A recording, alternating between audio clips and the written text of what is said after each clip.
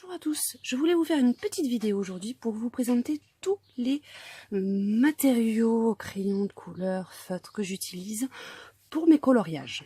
Donc actuellement ce que j'utilise le plus, c'est ce que vous avez devant vous, ce sont mes crayons de couleur Polychromos. Donc déjà, je les conseille fortement parce qu'ils sont d'excellente qualité, une couleur magnifique.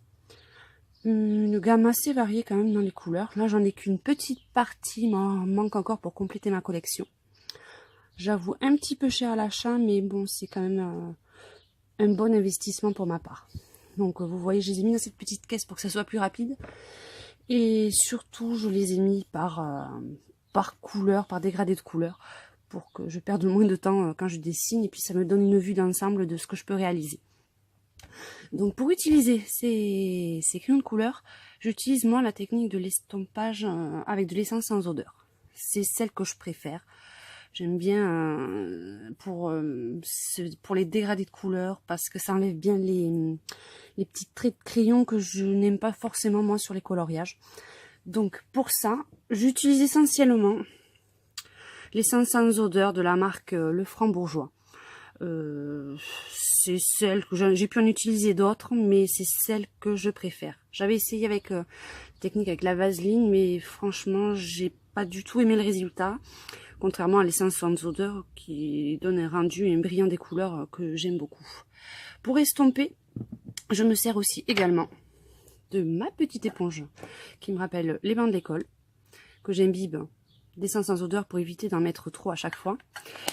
Et avec, j'utilise des estompes. Alors j'ai vu que sur beaucoup de tutos, les gens utilisaient en majorité soit des pinceaux ou soit des cotons-tiges, mais pour moi, les estompes, c'est ce qui me va le mieux. Donc, vous voyez, j'en ai différentes tailles. Là, vous voyez, je prends souvent les Comté Paris, hop, parce qu'ils sont résistants et ils sont un prix abordable. Je crois que ce lot, je l'avais payé aux alentours de 5 €. Donc, pour moi, c'est ce qui va le mieux avec mes techniques de coloriage.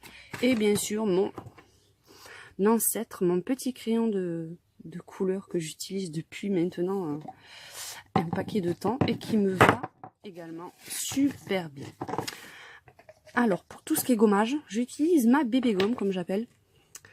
C'est des gommes bout de crayon de la marque Faber-Castell. J'aime bien parce que elle est assez fine et ça permet de gommer les tout petits détails qu'on peut avoir par exemple sur les coloriages comme Mythomorphia ou Imaginorphia.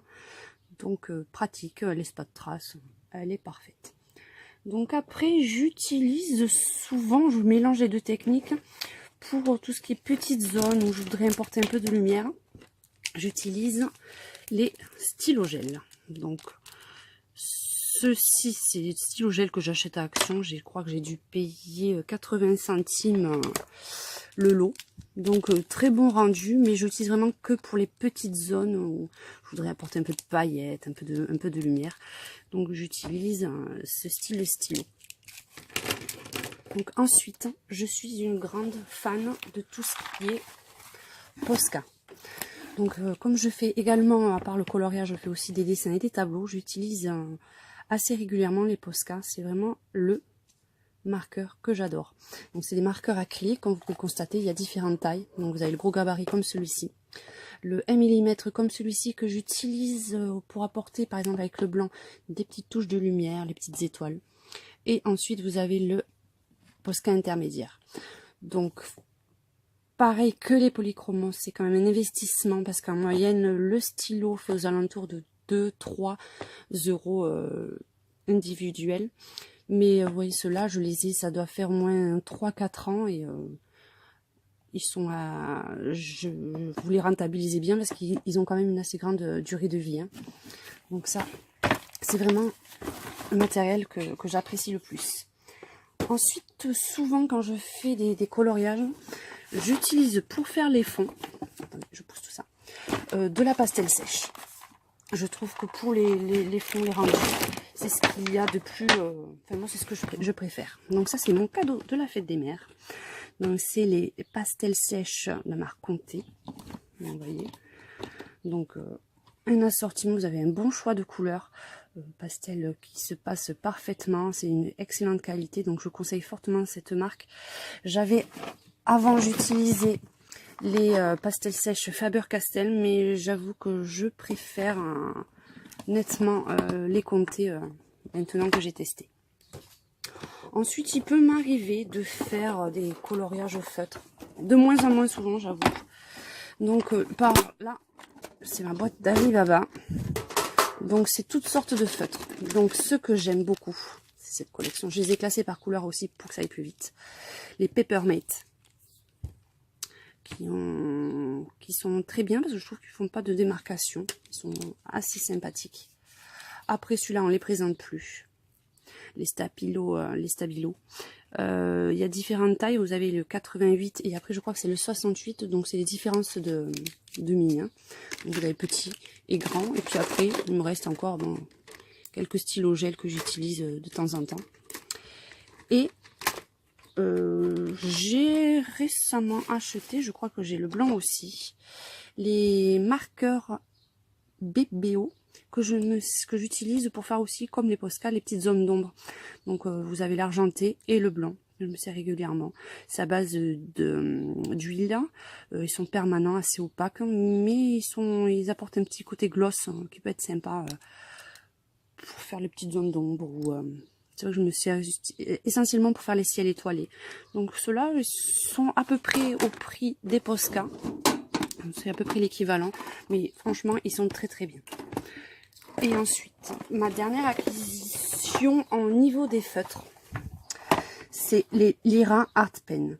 Donc, ceux-là, par contre, feutres de très bonne qualité. Pareil, pas de démarcation, pas de traits qu'on peut avoir sur certains feutres quand vous dessinez.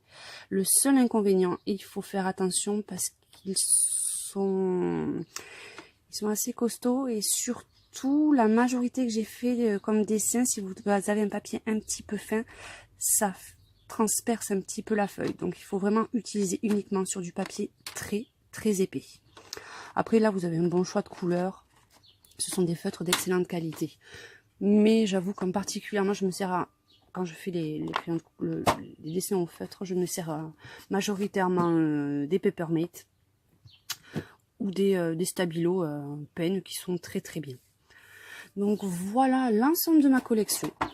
Donc c'est assez varié, mais c'est vrai que majoritairement j'utilise, comme vous pouvez le constater, mes petits polychromos et l'estompage.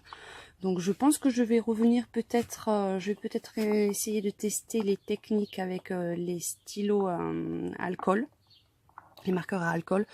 J'ai vu quelques vidéos où le rendu était extraordinaire, donc je pense que ça sera peut-être mon prochain investissement dans le coloriage. Donc j'espère que cette petite démo de matériel et de petits conseils que j'ai pu vous apporter vous aura plu. Donc je vous remercie de m'avoir écouté et surtout n'hésitez pas à vous abonner à ma chaîne YouTube. Merci à tous et bonne soirée. Au revoir.